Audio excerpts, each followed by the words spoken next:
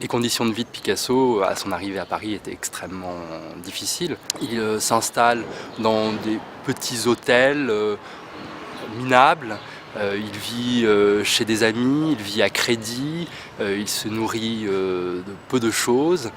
Et Picasso sera profondément marqué par ses premières années parisiennes où il a connu une véritable misère profonde.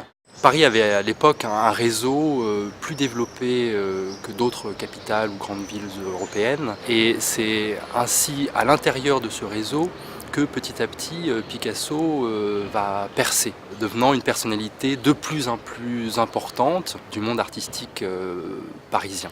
Alors Picasso, paradoxalement, a assez peu peint Paris. Picasso était plutôt un peintre d'intérieur, un peintre de nature morte. Néanmoins, on connaît quelques paysages, comme une vue du Sacré-Cœur, ou aussi quelques vues de Notre-Dame ou du boulevard Clichy. Finalement, le plus clair de sa vie, Picasso l'a passé à Paris. Donc c'était aussi pour Picasso, évidemment, un espace de liberté.